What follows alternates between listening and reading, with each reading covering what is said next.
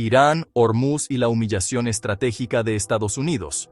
Lo que el mundo musulmán debe entender, mientras las cadenas occidentales se apresuran a presentar a Irán como un régimen acorralado que pide perdón y retrocede, bajo la superficie se desarrolla un escenario muy distinto. Teherán está combinando gestos políticos calculados con movimientos militares y económicos que han puesto bajo presión no solo a Estados Unidos e Israel, sino a gran parte del sistema económico mundial. Para el mundo musulmán, incluida la comunidad hispanohablante dispersa entre América Latina, España y las diásporas de Europa, entender este giro es fundamental. No se trata de idealizar a Irán ni de ignorar errores, sino de ver con claridad cómo se ha roto la ilusión de que el poder occidental es absoluto e incuestionable. Del bombardeo masivo al contraataque iraní. El conflicto actual no comenzó con un único disparo, sino con una escalada larga de sanciones, asesinatos selectivos, sabotajes y agresiones indirectas. Pero el punto de ruptura visible llegó con la campaña de ataques conjuntos de Estados Unidos e Israel contra territorio iraní. Una operación presentada como un golpe decisivo que incluso alcanzó al liderazgo político-religioso del país. Las imágenes de edificios destruidos, instalaciones militares arrasadas y funerales multitudinarios fueron utilizadas para construir la narrativa de siempre. El régimen ha sido golpeado en su corazón, está debilitado, y lo que queda es cuestión de tiempo. Se repitió el guión de Irak, Afganistán y Libia. Bombardear primero, declarar victoria después. Sin embargo, la reacción iraní rompió ese libreto. Teherán respondió con una lluvia de misiles y drones contra objetivos israelíes y bases norteamericanas en varios países de la región. No fue un gesto simbólico, sino una demostración de capacidad real. Pese al bloqueo, las sanciones y los golpes recibidos, la estructura militar iraní no se derrumbó. Por el contrario, mostró que podía golpear simultáneamente en múltiples frentes.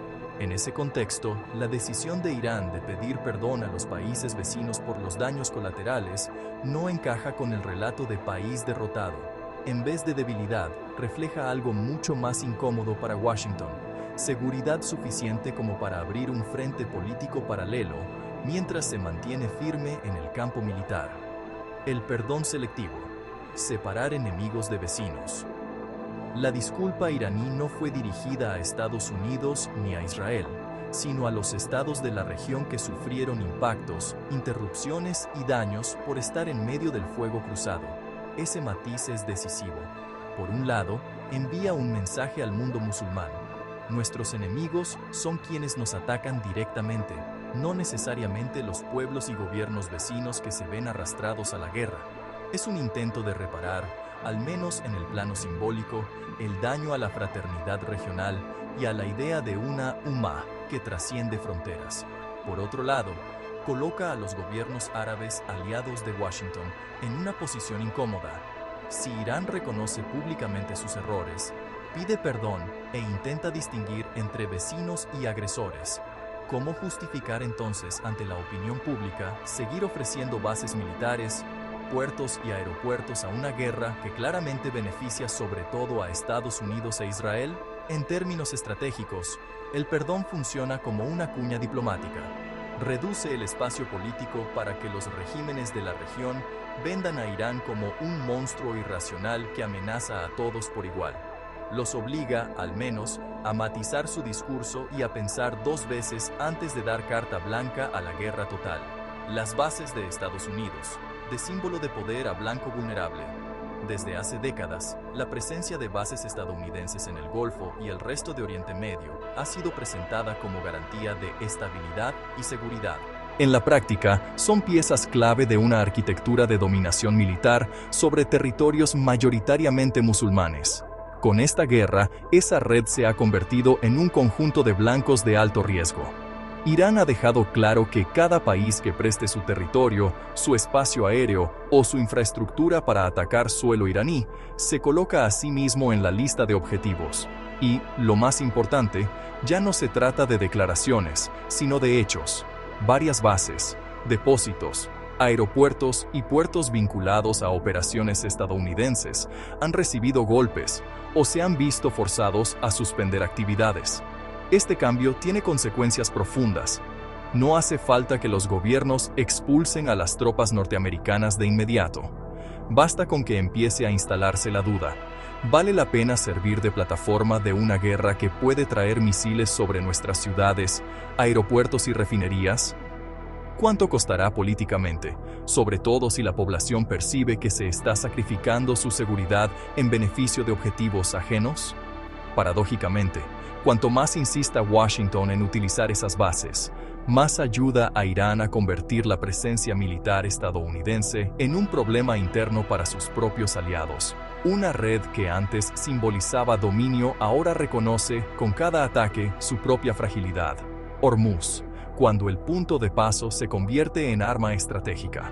Pero el movimiento más audaz de Irán no se libra en el aire, sino en el mar, en un lugar que muchos apenas habían oído nombrar: el Estrecho de Hormuz. Este pasaje de apenas unas decenas de kilómetros de ancho es uno de los puntos más sensibles de la economía global. Por allí transita una porción gigantesca del petróleo y del gas natural licuado que consume el mundo. Un solo mapa basta para entenderlo. Gran parte del crudo que sale de Arabia Saudita, Irak, Kuwait, Qatar, Emiratos y otros productores solo tiene una vía de escape al océano: Hormuz. Por años, los analistas lo han llamado un punto de estrangulamiento. Ahora estamos viendo qué significa eso cuando un actor con capacidad militar decide apretar la garganta del sistema. Tras los bombardeos sobre su territorio, Irán pasó de la amenaza a la acción. Anunció que ningún barco podría cruzar sin su permiso, y su guardia revolucionaria empezó a hostigar, detener o atacar buques en la zona. El tráfico se desplomó, aseguradoras y navieras dieron marcha atrás, y varios gobiernos ordenaron a sus petroleros y buques de gas que se detuvieran o buscaran rutas alternativas, mucho más largas y costosas. En pocas horas, el mensaje quedó claro. Puede que Estados Unidos tenga el ejército más poderoso del planeta, pero no puede obligar, por pura voluntad, a que el petróleo y el gas fluyan por un cuello de botella que está bajo fuego real. ¿Quién sufre primero? La factura para Asia y el sur global. El dato que muchos medios ocultan o minimizan es simple. La mayoría del petróleo y del gas que atraviesa Hormuz no va a Estados Unidos, sino a Asia. China, India, Japón, Corea del Sur y otros países del este y sur de Asia absorben la parte principal de ese flujo. Además, una parte importante de los fertilizantes, petroquímicos y otros productos clave para la agricultura y la industria también dependen de esa ruta. Cuando Hormuz se bloquea, aunque sea parcialmente, los primeros en sentir el impacto son países como Bangladesh, Pakistán, Indonesia, Corea del Sur y otras naciones que ya arrastran problemas de devaluación, deuda y carestía. Poco después, el efecto llega a Europa, América Latina y África, en forma de combustibles más caros, transporte más costoso y alimentos que suben de precio. En otras palabras, la guerra contra Irán se convierte muy rápidamente en un ataque indirecto al bolsillo de los pueblos del sur global, incluidos millones de musulmanes que nada tienen que ver con las decisiones de Washington o Tel Aviv. Desde la perspectiva iraní, eso tiene un doble filo. Por un lado, muestra que el país, aún bajo fuego, tiene la capacidad de hacer que el mundo entero sienta el peso de la guerra. Por otro, plantea a Teherán un reto moral y político. ¿Cómo utilizar esa palanca sin volverse, a ojos de otros pueblos, un actor que castiga indiscriminadamente a inocentes lejanos? Lo que está claro es que, al cerrar Hormuz, Irán ha movido la batalla del plano puramente militar al económico y social. Ha convertido una agresión lejana en una crisis que deja huella en la vida cotidiana de millones de personas. La reacción de Estados Unidos, reconocer la realidad que no quería admitir. La escena de navíos de guerra estadounidenses declarando que protegerán la libre navegación y escoltarán petroleros estaría destinada, en otro momento, a inspirar confianza. Hoy, en cambio, tiene un significado más ambiguo. Si de verdad Estados Unidos controlara la situación, No sería necesario prometer que garantizará el paso a través de Hormuz. El hecho mismo de que tenga que hacerlo muestra que reconoce, aunque no lo diga con esas palabras, que Irán tiene capacidad de bloqueo, que sin la cooperación, o al menos la neutralidad de Teherán, el libre flujo de energía del que tanto hablan es una ilusión. En la práctica, cada convoy que atraviesa el estrecho bajo protección militar es un recordatorio de que el comercio global ha pasado a estado de guerra. Ya no estamos ante un mercado libre, sino ante un corredor bajo amenaza permanente, donde un error de cálculo, una explosión o un hundimiento pueden desatar pánico financiero e incluso una cadena de represalias. Lejos de ser una muestra de control absoluto, la postura estadounidense refleja una realidad incómoda. El poder occidental ya no puede asegurar por sí solo la estabilidad del sistema que él mismo construyó. Necesita lidiar con un actor que, pese a ser sancionado, demonizado y atacado, ha sabido encontrar el punto exacto donde el sistema es más vulnerable. Irán reorganiza sus objetivos, bases de Eretz-Yao e Ehud e infraestructuras israelíes. Al mismo tiempo que utiliza Hormuz como palanca económica, Irán no abandona el plano militar. Antes, sus amenazas de atacar bases norteamericanas en la región podían verse como retórica. Hoy, después de golpes concretos, ninguna base puede considerarse del todo segura. Esta presión no se dirige solo a soldados y equipos, sino también a la sociedad estadounidense. Cada noticia de una base impactada, de un buque dañado, de tropas heridas o muertas, alimenta el cansancio de una población que ya carga con el recuerdo de las guerras interminables en Irak y Afganistán. ¿Cuántos cuerpos están dispuestos a recibir de vuelta en ataúdes por una guerra que no ha sido presentada como existencial para Estados Unidos? Israel, por su parte, enfrenta la amenaza de ataques no solo desde Irán, sino desde su entorno inmediato: Líbano, Siria, Gaza, Cisjordania y otros frentes que pueden activarse de forma escalonada. La posibilidad de que infraestructuras civiles, centrales eléctricas, redes de agua, aeropuertos, entren en la ecuación refuerza la sensación de que la guerra, si se prolonga, dejará de ser quirúrgica y entrará en una fase de desgaste profundo. Y aquí aparece otro elemento clave. A diferencia de otras ocasiones, ahora la opinión pública de muchos países ve con claridad la asimetría. Sabe que Israel ha llevado a cabo ataques constantes sobre población civil palestina y que Estados Unidos ha sido cómplice activo. En ese contexto, cada golpe que reciban se percibe menos como agresión injustificada y más como consecuencia de un sistema de impunidad acumulada. Una guerra que ya es global, aunque no lo reconozcan. Muchos gobiernos occidentales siguen hablando de crisis regional o conflicto limitado. La realidad desmiente esa etiqueta.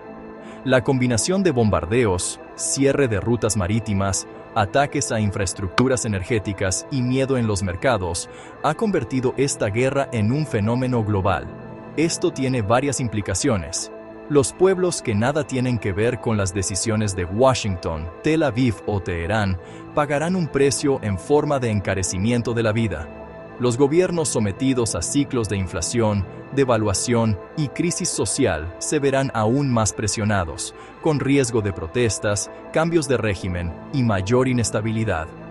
El prestigio de las potencias occidentales, que ya estaba dañado por su doble rasero en Palestina, se erosionará aún más cuando se vea que sus intervenciones para la seguridad generan, de hecho, inseguridad global. Para el mundo musulmán, esto abre tanto riesgos como oportunidades. Riesgos, porque la región puede convertirse en escenario de una guerra aún más amplia. Oportunidades, porque se evidencia que ningún poder, por grande que sea, puede seguir actuando como si los demás debieran aceptar pasivamente su dominación. Israel, la guerra encubierta y la batalla por el relato. En medio de todo esto, hay un actor que nunca debemos perder de vista: Israel. Su historia está llena de operaciones encubiertas, sabotajes, acciones de falsa bandera y campañas de desinformación. En un contexto de tensión extrema, cualquier explosión en un petrolero, un gasoducto o una refinería puede ser instrumentalizada para señalar a Irán o a sus aliados, y así arrastrar a más países a una escalada aún mayor. Por eso, la guerra ya no se libra únicamente en los cielos de Teherán, Tel Aviv o Gaza, ni en las aguas de Hormuz. Se libra también en los titulares, en las redes sociales, en las narrativas que intentan fijar quién es el agresor y quién es la víctima. En este terreno, la decisión iraní de pedir perdón a los países vecinos, al mismo tiempo que mantiene su confrontación con Estados Unidos e Israel, cobra un sentido profundo. Es un intento de ganar legitimidad moral ante los pueblos de la región, mientras denuncia al mismo tiempo la hipocresía de quienes hablan de derecho a defenderse para Israel, pero criminalizan cualquier forma de resistencia cuando viene de un país musulmán. ¿Qué significa todo esto para la umma hispanohablante? Para los musulmanes hispanos, desde Marruecos a México, desde España a Argentina. Esta guerra es una prueba de madurez política y espiritual. No se trata de aplaudir automáticamente todo lo que haga Irán ni de convertir a ningún estado en ideal. Se trata de entender que el poder occidental no es invencible ni moralmente superior. Reconocer que hay actores musulmanes capaces de resistir y de utilizar la geopolítica de forma inteligente. Ser críticos con las narrativas oficiales que nos presentan la violencia de unos como defensa y la de otros como terrorismo. Recordar que, por encima de las fronteras, la Ummah comparte un destino común. Cuando se deciden guerras sobre nuestras tierras, somos nosotros, nuestros hijos y nuestras economías quienes pagamos el precio. La decisión de Irán de combinar un gesto de perdón hacia los vecinos con una presión contundente sobre Estados Unidos e Israel no es un acto de rendición, es una jugada arriesgada, compleja y profundamente política que exige de nosotros algo más que reacciones emocionales. Exige análisis, memoria histórica y una conciencia clara de dónde se juega hoy la dignidad del mundo musulmán.